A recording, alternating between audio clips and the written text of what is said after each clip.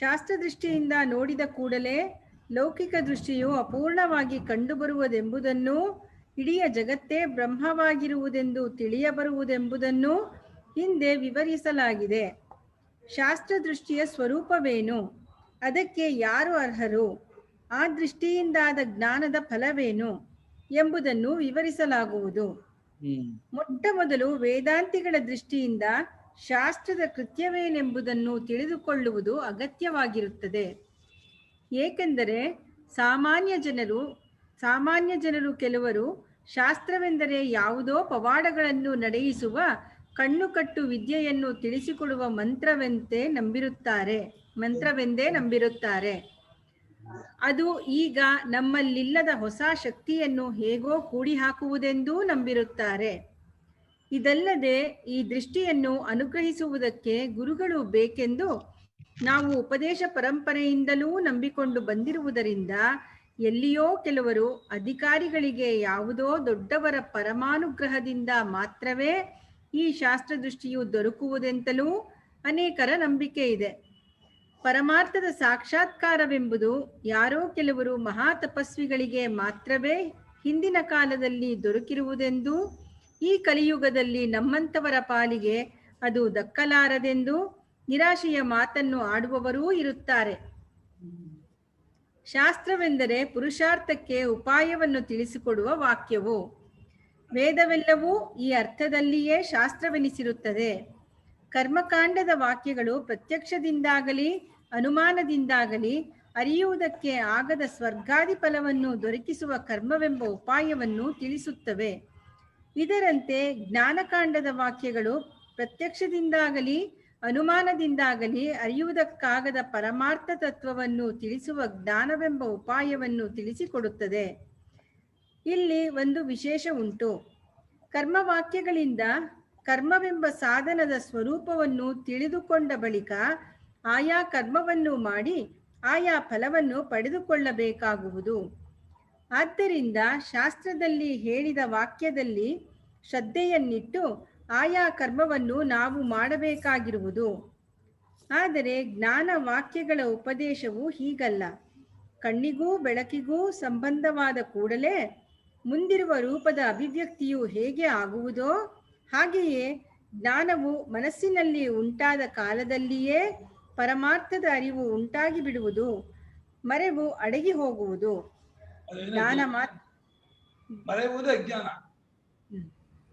ಜ್ಞಾನ ಮಾತ್ರದಿಂದಲೇ ಮೋಕ್ಷವಾಗಿ ಬಿಡುವುದರಿಂದ ಆ ಫಲದ ಪ್ರಾಪ್ತಿಗಾಗಿ ಮತ್ತೆ ಮಾಡತಕ್ಕದ್ದು ಏನೂ ಉಳಿಯುವುದಿಲ್ಲ. ಇದು ಹೇಗಾದರೂ ಇರಲಿ, ಶಾಸ್ತ್ರವಾಕ್ಯವು ಜ್ಞಾಪಕವೇ ಹೊರತು ಕಾರಕವಲ್ಲ. ಇದ್ದದ್ದನ್ನು ಇದ್ದಂತೆ ತಿಳಿಸಿಕೊಡುವುದೇ ಹೊರತು ಇಲ್ಲದ್ದನ್ನು ಉಂಟು ಮಾಡುವುದಿಲ್ಲ, ಇರುವುದನ್ನು ಕಳೆಯುವುದೂ ಇಲ್ಲ. ಇದು ಶಾಸ್ತ್ರದ ಕೃತ್ಯವು. ಮರವು ಅಜ್ಞಾನ ಹೇಗೆಂದ್ರೆ ಮರೆತರೆ ಗೊತ್ತಾಗಲ್ವಲ್ಲ, ಏನ್ ಮಾಡ್ತಿದ್ದೆ ಅರಿವಾಗಲ್ವಲ್ಲ, ಮರ್ತಿದ್ದು ಅರಿವಾಗಲ್ವಲ್ಲ, ಅಜ್ಞಾನದಲ್ಲೂ ಅರಿವಾಗಲ್ವಲ್ಲ. ಮರ್ತಿದ್ರು ಏನೋ ಮರ್ತಿದ್ರೆ ಏನ್ ಮಾಡ್ತಿದ್ದೆ ಮರ್ತು ಬಿಟ್ಟಿದೀವಿ, ಗೊತ್ತಿಲ್ಲ, ಅದು ಅರಿವಾಗ್ತಿಲ್ಲ ಅಂತಲ್ಲ. ಆ ಅಕ್ಷರದಿಂದ ಮರೆತಿರೋದು ಇರೋದು ಒಂದು ರೀತಿ ವಿಸ್ಮೃತಿ, ಅದು ಅಜ್ಞಾನವೇ ಅರ್ಥದಿಂದ ಆಗತ್ತೆ.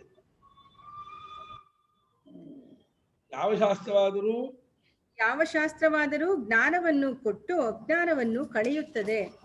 ಆದ್ದರಿಂದ ಎಲ್ಲಾ ಶಾಸ್ತ್ರಗಳು ಜ್ಞಾಪಕವೇ ಆಗಿರುತ್ತವೆ. ಆದರೆ ಬ್ರಹ್ಮವಿದ್ಯೆಯನ್ನು ಕೊಡುವ ವೇದಾಂತ ಶಾಸ್ತ್ರದಲ್ಲಿ ಒಂದು ವಿಶೇಷವಿದೆ. ಏನೆಂದರೆ ಅದು ಬ್ರಹ್ಮವನ್ನು ತಿಳಿಸಿಕೊಟ್ಟ ಬಳಿಕ ಮತ್ತೆ ಯಾವುದನ್ನೂ ತಿಳಿಯಬೇಕಾದದ್ದೇ ಇರುವುದಿಲ್ಲ.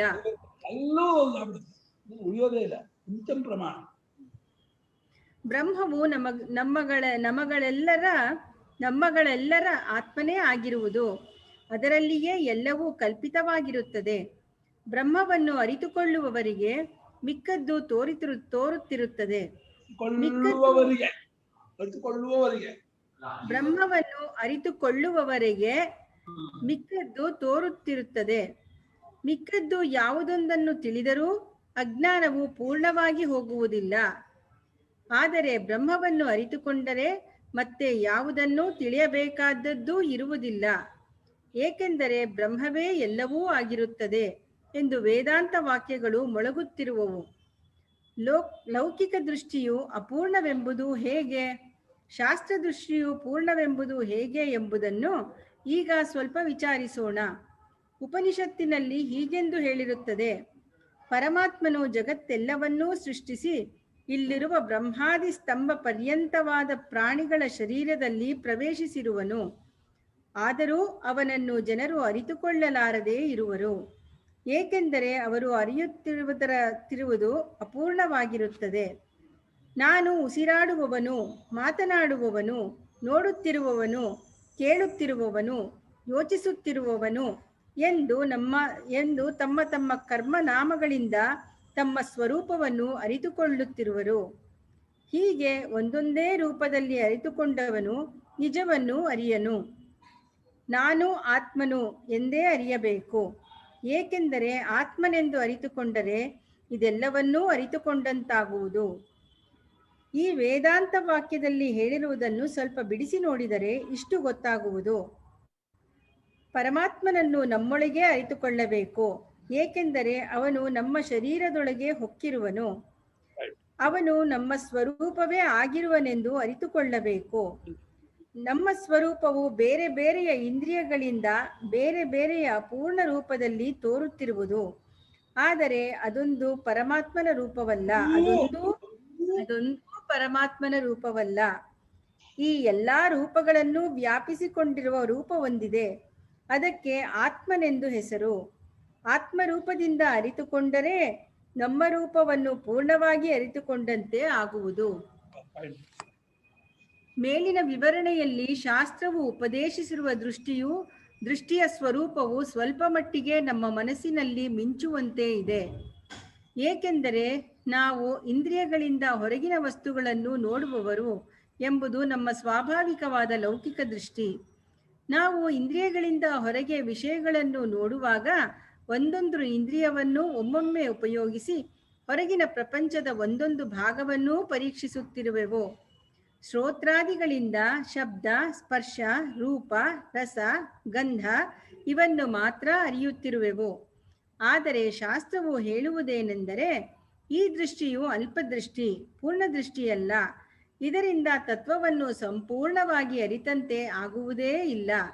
ನೀವು ಈ ಎಲ್ಲ ಇಂದ್ರಿಯಗಳನ್ನೂ ವ್ಯಾಪಿಸಿಕೊಂಡಿರುವ ಚೈತನ್ಯ ರೂಪವಾದ ನಿಮ್ಮ ನಿಜವಾದ ಸ್ವರೂಪವನ್ನು ನೋಡುವುದಕ್ಕೆ ಯತ್ನಿಸಿರಿ. ಆಗ ನಿಮಗೆ ಪೂರ್ಣ ದೃಷ್ಟಿಯು ದೊರಕುವುದು. ಆಗ ನಿಮಗೆ ಎಲ್ಲವನ್ನೂ ಅರಿಯುವ ಜ್ಞಾನವೂ ದೊರಕುವುದು. ಈ ಉಪದೇಶವು ನಮ್ಮಲ್ಲಿಲ್ಲದ ಹೊಸ ತತ್ವವನ್ನೇನೂ ಹೇಳಿಕೊಡುವುದಿಲ್ಲ. ಸ್ವಭಾವದಿಂದ ಹೊರಮುಖವಾಗಿರುವ ಲೌಕಿಕ ದೃಷ್ಟಿಯನ್ನು ತಪ್ಪಿಸಿ ನಮ್ಮ ಒಳಗಡೆ ನೋಡುವಂತೆ ನಮಗೆ ತಿಳುವಳಿಕೆಯನ್ನು ಕೊಡುತ್ತದೆ. ಹೊರಗೆ ನೋಡುವ ದೃಷ್ಟಿಗೆ ಪರಾಗ್ ದೃಷ್ಟಿ ಎಂದು ಹೆಸರು. ನಮ್ಮೊಳಗೆ ಇರುವ ತತ್ವವನ್ನು ನೋಡುವ ದೃಷ್ಟಿಗೆ ಪ್ರತ್ಯಕ್ ದೃಷ್ಟಿ ಎಂದು ಹೆಸರು. ಆದ್ದರಿಂದ ಶಾಸ್ತ್ರದೃಷ್ಟಿಯ ಅಸಾಧಾರಣ ರೂಪವು ಯಾವುದೆಂದರೆ ಪ್ರತ್ಯಕ್ ದೃಷ್ಟಿಯೇ. ನಾವು ಹೊರಗಿನ ಶಬ್ದ ಸ್ಪರ್ಶಾದಿಗಳನ್ನು ನೋಡುವಂತೆ ನಮ್ಮ ಸ್ವರೂಪವೇ ಆಗಿರುವ ಪರಮಾತ್ಮನನ್ನು ವಿಷಯೀಕರಿಸಿ ನೋಡಲಾರವೆಂಬುದು ಸ್ಪಷ್ಟವಾಗಿದೆ. ಏಕೆಂದರೆ ಆ ಸ್ವರೂಪದ ಬೆಳಕಿನಿಂದಲೇ ನಾವು ಎಲ್ಲವನ್ನೂ ನೋಡುತ್ತಿರುವೆವು. ಆದರೆ ಆ ಸ್ವರೂಪವು ಇಲ್ಲವೆನ್ನುವುದಕ್ಕೂ ಆಗುವಂತಿಲ್ಲ. ಏಕೆಂದರೆ ಅದು ಇಲ್ಲವೆನ್ನುವುದಕ್ಕೆ ಕೂಡ ನಾವು ಇರಬೇಕು. ನಮ್ಮ ಸ್ವರೂಪವನ್ನು ಇಲ್ಲವೆನ್ನುವುದು ಎಂದಿಗೂ ಆಗದ ಮಾತು. ಹಾಗಾದರೆ ನಾವು ಅದನ್ನು ಅರಿಯುವುದು ಹೇಗೆ ಎಂದರೆ, ಅದೇ ನಾವು ಎಂದು ತಿಳಿದುಕೊಳ್ಳುವುದೇ ಅದಕ್ಕೆ ಉಪಾಯವೋ.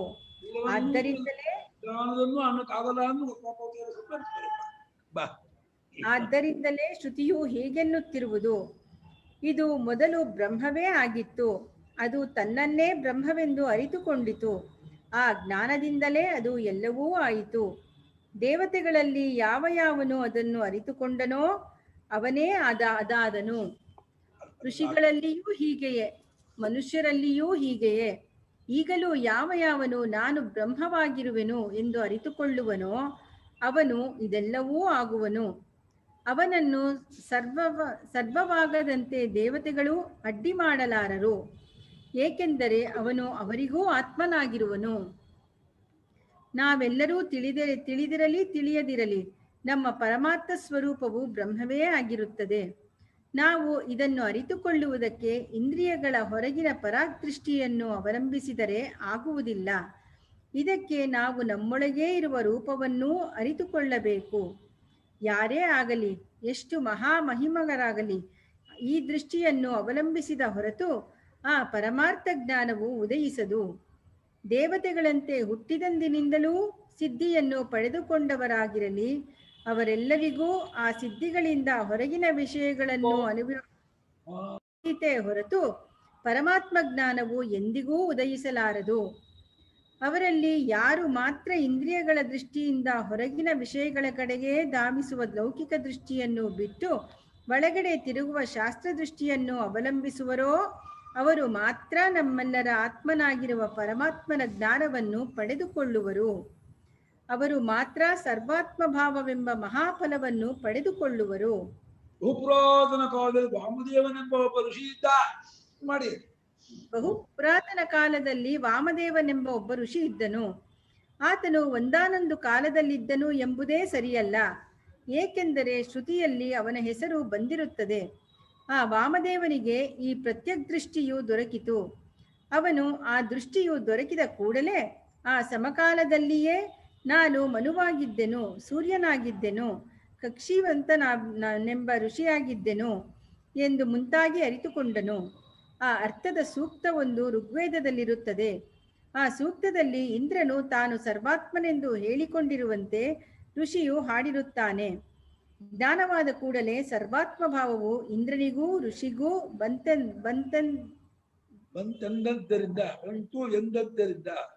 ಬಂತೆಂದದ್ದರಿಂದ ಅವರಿಬ್ಬರೂ ಮೊದಲು ಸರ್ವಾತ್ಮರಾಗಿಯೇ ಇದ್ದರೆಂದು ಸ್ಪಷ್ಟವಾಗಿರುತ್ತದೆ. ಬೆಳಕಿಗೂ ಕಣ್ಣಿಗೂ ಸಂಬಂಧವಾದರೆ ಬೆಳಕಿನಲ್ಲಿರುವ ವಸ್ತುಗಳ ರೂಪವು ಮತ್ತೆ ಯಾವ ಪ್ರಯತ್ನವೂ ಇಲ್ಲದೆ ತಾನೇ ಕಾಣುವಂತೆ ಅವರಿಬ್ಬರಿಗೂ ಬ್ರಹ್ಮವು ನನ್ನ ಆತ್ಮನು ಎಂಬ ಜ್ಞಾನವು ಉದಯಿಸಿದ ಕ್ಷಣದಲ್ಲಿಯೇ ನಾನು ಸರ್ವಾತ್ಮನು ಎಂಬ ಅರಿವು ಉಂಟಾಯಿತು. ಆ ಅರಿವನ್ನು ಸಂಪಾದಿಸಿಕೊಳ್ಳುವುದಕ್ಕೆ ಅವರು ಮತ್ತೆ ಯಾವ ಅನುಷ್ಠಾನವನ್ನೂ ಮಾಡಬೇಕಾಗಿ ಬರಲಿಲ್ಲ. ಇದೇ ಪ್ರತ್ಯಗ್ದೃಷ್ಟಿಯಿಂದಾದ ಬ್ರಹ್ಮಜ್ಞಾನದ ಮಹಿಮೆಯು. ಈ ಜ್ಞಾನವನ್ನು ಸಂಪಾದಿಸುವುದಕ್ಕೆ ಮಹಾವೀರ್ಯರಾದ ದೇವತೆಗಳೇ ಆಗಬೇಕು, ಋಷಿಗಳೇ ಆಗಬೇಕು ಎಂಬುದೇನೂ ಇಲ್ಲ. ಮನುಷ್ಯರಲ್ಲಿ ಕೂಡ ಅನೇಕರು ಈ ಜ್ಞಾನವನ್ನು ಸಂಪಾದಿಸಿಕೊಂಡಿರುತ್ತಾರೆ. ಈಗಿನ ಯುಗದವರಾದ ನಮ್ಮಂಥವರು ಕೂಡ ಈ ಶಾಸ್ತ್ರೀಯ ದೃಷ್ಟಿಯನ್ನು ಅವಲಂಬಿಸಿದರೆ ಸಾಕು, ನಾನು ಬ್ರಹ್ಮನಾಗಿರುವೆನು ಎಂಬ ಉತ್ತಮ ಜ್ಞಾನವು ಆಗಿಬಿಡುತ್ತದೆ. ಫಲವೂ ದೊರಕಿಬಿಡುತ್ತದೆ.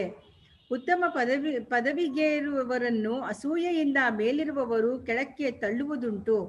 ಆದರೆ ದೇವತೆಗಳಾಗಲಿ ಋಷಿಗಳಾಗಲಿ ಶಾಸ್ತ್ರೀಯ ದೃಷ್ಟಿಯನ್ನವಲಂಬಿಸಿದವರಿಗೆ ಆಗುವ ಜ್ಞಾನ ಫಲವನ್ನು ಸಿಕ್ಕದಂತೆ ಅಡ್ಡಿ ಮಾಡಲಾರರು. ಏಕೆಂದರೆ ಜ್ಞಾನಿಯು ಅವರೆಲ್ಲರಿಗೂ ಆತ್ಮನಾಗಿ ಬಿಟ್ಟಿರುತ್ತಾನೆ, ಅವನೇ ಎಲ್ಲವೂ ಆಗಿಬಿಟ್ಟಿರುತ್ತಾನೆ. ಶಾಸ್ತ್ರವು ತೋರಿಸಿಕೊಡುವ ಆತ್ಮ. ಓದ್ಲಾ? ಟೈಮ್ ಇದೆಯಾ? ಬ್ರಹ್ಮದ ಪೂರ್ಣ ಜ್ಞಾನವು ಮಾತ್ರ ಆಗುತ್ತಿರುವುದು. ಶಾಸ್ತ್ರ ದೃಷ್ಟಿಯಿಂದ ಪೂರ್ಣ ಜ್ಞಾನವೇ ಆಗುವುದು ಎಂದು ಹಿಂದೆ ಹೇಳಿದೆ. ನಾನು ಉಸಿರಾಡುವವನು, ಮಾತನಾಡುವವನು, ನೋಡುತ್ತಿರುವವನು, ಕೇಳುತ್ತಿರುವವನು, ಯೋಚಿಸುತ್ತಿರುವವನು ಎಂದು ತನ್ನನ್ನು ಕರ್ಮನಾಮಗಳಿಂದ ಅರಿತುಕೊಂಡವನು ತನ್ನ ಆತ್ಮನಾಗಿರುವ ಬ್ರಹ್ಮವನ್ನೇ ಅರಿತುಕೊಳ್ಳುತ್ತಾನೆ. ಆದರೆ ಅದು ಅಪೂರ್ಣ ಜ್ಞಾನವಾಗಿರುತ್ತದೆ. ನಾನು ಆತ್ಮನು ಎಂದೇ ಅರಿತುಕೊಂಡವನು ಪೂರ್ಣ ಜ್ಞಾನವುಳ್ಳವನು ಎಂದು ಅಲ್ಲಿ ಹೇಳಿದೆ. ಇದನ್ನು ಇನ್ನು ಸ್ವಲ್ಪ ಬಿಡಿಸಿ ತಿಳಿದುಕೊಳ್ಳುವುದು ಅವಶ್ಯವಾಗಿರುತ್ತದೆ. ನಾನು ಉಸಿರಾಡುವವನು ಎಂದರೆ ಉಸಿರಾಡುವುದೆಂಬ ಕ್ರಿಯೆಯನ್ನು ಮಾಡುವವನು ಎಂದರ್ಥ. ಈ ಕ್ರಿಯೆಯನ್ನು ಮಾಡುವುದರಿಂದಲೇ ನಾನು ಪ್ರಾಣಿ ಎನಿಸಿಕೊಳ್ಳುವೆನು. ಮತ್ತೊಂದು ಕ್ರಿಯೆಯಿಂದ ಆ ಹೆಸರು ಬರುವುದಿಲ್ಲ. ನೋಡುವ ಕ್ರಿಯೆಯಿಂದ ನೋಡುವಾತನೆನಿಸಿರುತ್ತೇನೆ, ಕೇಳುವ ಕ್ರಿಯೆಯಿಂದ ಕೇಳುವಾತನೆನಿಸಿರುತ್ತೇನೆ. ಕೇಳುವ ಕ್ರಿಯೆಯಿಂದ ನೋಡುವಾತನೆನಿಸುವುದಿಲ್ಲ, ನೋಡುವ ಕ್ರಿಯೆಯಿಂದ ಕೇಳುವಾತನೆನಿಸುವುದೂ ಇಲ್ಲ. ಹೀಗೆಯೇ ಮಿಕ್ಕ ಕ್ರಿಯೆಗಳಿಂದಲೇ ಆಯಾ ಹೆಸರು ತನ್ನ ಸ್ವರೂಪಕ್ಕೆ ಬಂದಿರುತ್ತದೆ. ಒಂದೊಂದೇ ಕ್ರಿಯೆಯಿಂದ ಒಂದೊಂದು ಸ್ವರೂಪವೂ ನನಗೆ ಬಂದಿರುವುದರಿಂದ ಅದು ನನ್ನ ಪೂರ್ಣ ರೂಪವನ್ನು ತಿಳಿಸುವುದಿಲ್ಲ. ಆ ಜ್ಞಾನವು ಅಪೂರ್ಣವೆನ್ನುವುದಕ್ಕೆ ಅದು ಪರಿಚ್ಛಿನ್ನವಾದ ಒಂದೊಂದು ಕ್ರಿಯಾನಿಮಿತ್ತವಾಗಿರುವುದೆಂಬುದೇ ಕಾರಣವಾಗಿರುತ್ತದೆ. ನೋಡುವುದರಲ್ಲಿ ಎಷ್ಟೇ ತಾರತಮ್ಯವಿರಲಿ, ನೋಡುವವನೆಂಬ ರೂಪವು ಪರಿಚ್ಛಿನ್ನವೇ? ಅದು ಚಕ್ಷುರಿಂದ್ರಿಯವೆಂಬ ಉಪಾಧಿಯಿಂದ ನನಗೆ ಆಗಿರುತ್ತದೆ. ಆ ಉಪಾಧಿ ಇಲ್ಲದಿದ್ದರೆ ನನಗೆ ಆ ರೂಪವೂ ಇಲ್ಲ. ಆದ್ದರಿಂದ ಅದು ನಿಜವಾಗಿ ನನ್ನ ಸ್ವರೂಪವಲ್ಲ, ಉಪಾಧಿಯಿಂದ ಆದ ಆಪೇಕ್ಷಿಕ ರೂಪವಾಗಿರುತ್ತದೆ.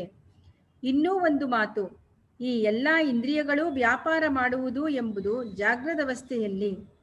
ನಾನು ಎಚ್ಚರವಾಗಿರುವಾಗ ಮಾತ್ರ ಇಂದ್ರಿಯಗಳಿಂದ ವಿಷಯಗಳನ್ನು ನಾನು ಅರಿಯುವವನು ಎಂಬ ಭಾವನೆಯು ನನಗೆ ಬರುತ್ತದೆ. ಆದರೆ ಕನಸಿನಲ್ಲಿ ನೋಡಿದರೆ ಅಲ್ಲಿ ಬರಿಯ ಇಂದ್ರಿಯಗಳಂತಿರುವ ತೋರಿಕೆಯ ಕರಣಗಳಿರುತ್ತವೆ, ವಿಷಯಗಳಂತಿರುವ ತೋರಿಕೆಯ ಜ್ಞೇಯ ವಸ್ತುಗಳಿರುತ್ತವೆ. ಆದ್ದರಿಂದ ಅಲ್ಲಿ ನಾನು ಇಂದ್ರಿಯಗಳಿಂದ ವಿಷಯಗಳನ್ನು ಅರಿಯುವ ಜ್ಞಾತೃ ಎಂದು ತೋರುವುದು ಹುಸಿ ತೋರಿಕೆಯೇ ಹೊರತು ಎಚ್ಚರದ ಇಂದ್ರಿಯಗಳಾಗಲಿ ವಿಷಯಗಳಾಗಲಿ ಆ ವಿಷಯಗಳ ಅರಿವಾಗಲಿ ನನ್ನ ಸ್ವರೂಪಕ್ಕೆ ಸೇರಿರುವುದೇ ಇಲ್ಲ. ಹೀಗೆ ನೋಡಿದರೆ ನನಗೆ ಇಂದ್ರಿಯಾರ್ಥ ಜ್ಞಾತೃತ್ವ ಎಂಬುದು ಕೂಡ ಸ್ವರೂಪವಲ್ಲವೆಂದು ಆಗುವುದಿಲ್ಲವೇ? ಆದ್ದರಿಂದ ನಾನು ಜ್ಞಾತೃ ಎಂದು ಕರೆದುಕೊಳ್ಳುವುದು ಅಪೂರ್ಣ ಜ್ಞಾನದ ಕಾರ್ಯವೇ ಎಂದು ಸಿದ್ಧವಾಗುವುದಿಲ್ಲವೇ? ಲೌಕಿಕ ದೃಷ್ಟಿಯಿಂದ ಆಗುವ ಜ್ಞಾನದಲ್ಲಿ ನಮಗೆ ಜ್ಞಾತೃತ್ವವು ಕಂಡುಬಂದರೂ ನಿಜವಾಗಿ ನಮ್ಮ ಸ್ವರೂಪದಲ್ಲಿ ಜ್ಞಾತೃತ್ವವಿಲ್ಲವೆಂಬುದು ಜಾಗ್ರತ್ ಸ್ವಪ್ನಗಳ ಹೋಲಿಕೆಯಿಂದ ನಮಗೆ ತಿಳಿದು ಬರುತ್ತದೆ. ಹೀಗೆ ಎರಡು ಅವಸ್ಥೆಗಳನ್ನೂ ನೋಡಿದರೆ ಆತ್ಮನು ಈ ಅಪೂರ್ಣ ಜ್ಞಾನದ ಅಲ್ಪ ರೂಪ ಉಳ್ಳವನಲ್ಲವೆಂದು, ಅವನು ಮಹಾರೂಪದವನು, ವಿಭು ಎಂದರೆ ವ್ಯಾಪಕನೆಂದು, ಅವನು ಈ ಎಲ್ಲ ರೂಪಗಳನ್ನು ವ್ಯಾಪಿಸಿಕೊಂಡಿರುವುದರಿಂದ ಆತ್ಮನೆಂದು ನಮಗೆ ಅರಿವು ಉಂಟಾಗುತ್ತದೆ ಎಂಬುದನ್ನು ಶಾಸ್ತ್ರವು ತಿಳಿಸಿಕೊಡುವುದರಿಂದ ಇದು ಶಾಸ್ತ್ರದೃಷ್ಟಿಯ ಫಲವು. ಕಠೋಪನಿಷತ್ತಿನಲ್ಲಿ ಈ ಶ್ರುತಿಯು ಹೀಗೆ ತಿಳಿಸಿರುತ್ತದೆ: ಸ್ವಪ್ನಾವಸ್ಥೆ ಜಾಗ್ರದವಸ್ಥೆ ಎರಡನ್ನೂ ಯಾವ ಸ್ವರೂಪದಿಂದ ಅರಿಯುವನೋ ಆ ಸ್ವರೂಪವು ಮಹಾರೂಪವು, ವಿಭು, ಆತ್ಮನು ಎಂದು ತಿಳಿದುಕೊಂಡರೆ ಆ ವಿವೇಕಿಯು ಶೋಕಿಸುವುದಿಲ್ಲ.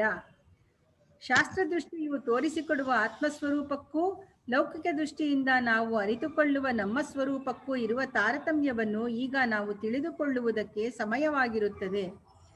ಹೇಗೆಂದರೆ, ಲೌಕಿಕ ದೃಷ್ಟಿಯಿಂದ ನಾವು ಅರಿತುಕೊಂಡಿರುವ ಸ್ವರೂಪದಲ್ಲಿ ಅನೇಕ ಕ್ರಿಯೆಗಳಿರುತ್ತವೆ. ಆ ಕ್ರಿಯೆಗಳು ಪ್ರಾಣ, ಮನಸ್ಸು, ಜ್ಞಾನೇಂದ್ರಿಯಗಳು, ಕರ್ಮೇಂದ್ರಿಯಗಳು ಎಂಬ ಉಪಾಧಿಗಳಿಂದ ನಮ್ಮ ಸ್ವರೂಪಕ್ಕೆ ಅಂಟಿಕೊಂಡಿರುವವೆಂಬ ಭ್ರಾಂತಿಯು ನಮಗೆ ಆಗಿರುತ್ತದೆ. ಇದನ್ನೇ ಅಜ್ಞಾನ, ಅವಿದ್ಯೆ, ಮಿಥ್ಯಾಜ್ಞಾನ, ಅಧ್ಯಾಸ, ಅಧ್ಯಾರೋಪ, ಮೋಹ ಎಂದು ವೇದಾಂತಿಗಳು ಬಗೆ ಬಗೆಯ ಹೆಸರಿನಿಂದ ಕರೆದಿರುತ್ತಾರೆ. ನಾನು ಬದುಕಿರುತ್ತೇನೆ, ಸಾಯುವೆನು, ಯೋಚಿಸುತ್ತಿದ್ದೇನೆ, ಮರೆಯುವೆನು, ನೋಡುತ್ತಿರುತ್ತೇನೆ, ಕುರುಡನಾಗುವೆನು, ಕೇಳುತ್ತಿದ್ದೇನೆ, ಕಿವುಡನಾಗುವೆನು, ನಡೆಯುತ್ತಿದ್ದೇನೆ, ಕಾಲು ಸೋಲುವುದು ಎಂದು ಮುಂತಾಗಿ ನಮ್ಮಲ್ಲಿ ಉಪಾಧಿಗಳಿಂದ ಅನೇಕ ಮಾರ್ಪಾಡುಗಳು ಆಗುತ್ತಿರುವಂತೆ ತೋರುತ್ತಿರುವುದು. ನಮಗೆ ಇಷ್ಟವಾದದ್ದನ್ನು ಸಂಪಾದಿಸಿಕೊಳ್ಳುವುದಕ್ಕೂ ಅನಿಷ್ಟವಾದದ್ದನ್ನು ಪರಿಹರಿಸಿಕೊಳ್ಳುವುದಕ್ಕೂ ಈ ಮನಸ್ಸನ್ನೂ ಇಂದ್ರಿಯಗಳನ್ನು ನಾವು ಪ್ರಯೋಗಿಸುತ್ತಿದ್ದೇವೆಂದು ನಾವು ಭಾವಿಸಿಕೊಂಡಿರುವೆವು. ಇಷ್ಟವಾದದ್ದು ಸಿಕ್ಕಿದರೆ, ಅನಿಷ್ಟವಾದದ್ದು ತೊಲಗಿದರೆ ಹಿಗ್ಗುವೆವು, ಹಾಗಿಲ್ಲದಿದ್ದರೆ ಕುಗ್ಗುವೆವು. ಇವೇ ಶೋಕಮೋಹಗಳು. ಲೌಕಿಕ ದೃಷ್ಟಿಯಿಂದ ನೋಡಿದರೆ ಶೋಕಮೋಹಗಳಿಂದ ಸಂಕಟ ಪಡುತ್ತಿರುವುದೇ ನಮ್ಮ ಸ್ವಭಾವವು. ಇದನ್ನೇ ಸಂಸಾರವೆಂದು ವೇದಾಂತಿಗಳು ಕರೆಯುವುದು. ಆದರೆ ಶಾಸ್ತ್ರದೃಷ್ಟಿಯಿಂದ ನೋಡಿದರೆ ಇದೆಲ್ಲ ಮಿಥ್ಯಾಜ್ಞಾನ, ತಪ್ಪು ತಿಳುವಳಿಕೆ ಎಂದು ಗೊತ್ತಾಗುತ್ತದೆ. ಏಕೆಂದರೆ ಜಾಗೃತಾವಸ್ಥೆಯಲ್ಲಿ ನಾವು ಉಪಯೋಗಿಸುತ್ತಿರುವ ಮನಸ್ಸು, ಇಂದ್ರಿಯಗಳು ನಮಗೆ ಸೇರಿರುವುದಿಲ್ಲವೆಂಬುದಕ್ಕೆ ಸ್ವಪ್ನವೇ ನಮಗೆ ಆಧಾರವಾಗಿರುತ್ತದೆ. ಅಲ್ಲಿ ಮನಸ್ಸಿನ ಆಭಾಸವೂ ಇಂದ್ರಿಯಗಳ ಆಭಾಸವೂ ಕಾಣುತ್ತವೆ. ನಿಜವಾಗಿ ಈ ಮನ ಇಂದ್ರಿಯಗಳ ಸಂಬಂಧವು ನಮಗೆ ಇರುವುದೇ ಇಲ್ಲ. ಆದ್ದರಿಂದ ನಮ್ಮ ಸ್ವರೂಪದಲ್ಲಿ ಇಲ್ಲದ ಮನೋಧರ್ಮಗಳನ್ನು, ಇಂದ್ರಿಯ ಧರ್ಮಗಳನ್ನು ನಾವು ಹುಟ್ಟುಗಟ್ಟಿಕೊಂಡಿರುವೆವು. ನಿಜವಾಗಿ ನಮ್ಮ ಸ್ವರೂಪದಲ್ಲಿ ಯಾವ ಇಂದ್ರಿಯ ಧರ್ಮವೂ ಇರುವುದಿಲ್ಲ ಎಂಬುದು ಸುಸ್ಪಷ್ಟವಾಗಿ ಕಾಣುತ್ತದೆ. ಇಷ್ಟೇ ಅಲ್ಲ, ಜಗತ್ತನ್ನು, ಸ್ವಪ್ನವನ್ನು ನಾವು ಅರಿಯುತ್ತಿರುವೆವಾದರೂ ಆ ಅರಿವಿಗೆ ಯಾವ ಕಾರಣವೂ ಬೇಕಿರುವುದಿಲ್ಲ. ನಮ್ಮ ಸ್ವರೂಪದಿಂದಲೇ ನಾವು ಈ ಎರಡು ಅವಸ್ಥೆಗಳನ್ನೂ ಅರಿಯುತ್ತಿರುವೆವು. ಆದ್ದರಿಂದ ನಮ್ಮಲ್ಲಿ ನಿತ್ಯವಾದ ಚೈತನ್ಯವು, ಅರಿವು ಸ್ವಭಾವದಿಂದಲೇ ಇರುತ್ತದೆ ಎಂದು ಗೊತ್ತಾಗುತ್ತದೆ. ಎಚ್ಚರದಲ್ಲಿರುವ ಯಾವುದೊಂದು ಇಂದ್ರಿಯದ ವ್ಯಾಪಾರಕ್ಕೂ ನಾವು ಬಿದ್ದವರಲ್ಲವೆಂಬುದು ಹಾಗಿರಲಿ. ಎಲ್ಲ ಇಂದ್ರಿಯಗಳ ವ್ಯಾಪಾರ ರೂಪವಾದ ಎಚ್ಚರದವಸ್ಥೆಗೂ ಕೂಡ ನಾವು ಕಟ್ಟುಬಿದ್ದಿರುವವರಲ್ಲ. ಈ ಇಡೀ ಅವಸ್ಥೆಯನ್ನೇ ನಾವು ಯಾವುದೊಂದು ಹೊರಗಿನ ಕರಣವನ್ನೂ ಬಯಸದೇ ಇರುವ ನಮ್ಮ ಚೈತನ್ಯ ಸ್ವರೂಪದಿಂದ ಅರಿಯುತ್ತಿದ್ದೇವೆ. ಹೀಗೆಯೇ ಸ್ವಪ್ನವನ್ನೂ ನಾವು ಅದೇ ಚೈತನ್ಯ ಸ್ವರೂಪದಿಂದ ಅರಿಯುತ್ತಿದ್ದೇವೆ. ಆದ್ದರಿಂದ ನಾವು ಜಾಗೃತಾವಸ್ಥೆಯ ಅಥವಾ ಸ್ವಪ್ನಾವಸ್ಥೆಯ ಅಪೂರ್ಣವಾದ ಅಲ್ಪರೂಪದವರಲ್ಲ. ಈ ಎರಡವಸ್ಥೆಗಳನ್ನೂ ವ್ಯಾಪಿಸಿರುವ ಮಹಾರೂಪದ ಆತ್ಮಸ್ವರೂಪರು ಎಂದಾಗುತ್ತದೆ. ಈ ಸ್ವರೂಪದಲ್ಲಿ ಮನಸ್ಸಿನ ಸಂಬಂಧವು ಯಾವುದೂ ಇಲ್ಲದ್ದರಿಂದ ಯಾವ ಶೋಕ ಮೋಹಗಳೂ ಇರುವುದಿಲ್ಲ. ಶಾಸ್ತ್ರೀಯ ದೃಷ್ಟಿಯಿಂದ ನೋಡಿದರೆ ಆತ್ಮಜ್ಞಾನಿಗೆ ಯಾವ ಶೋಕ ಮೋಹಗಳೂ ಇರುವುದಿಲ್ಲವೆನ್ನುವುದಕ್ಕೆ ಇದೇ ಕಾರಣ. ಆಯ್ತಮ್ಮ.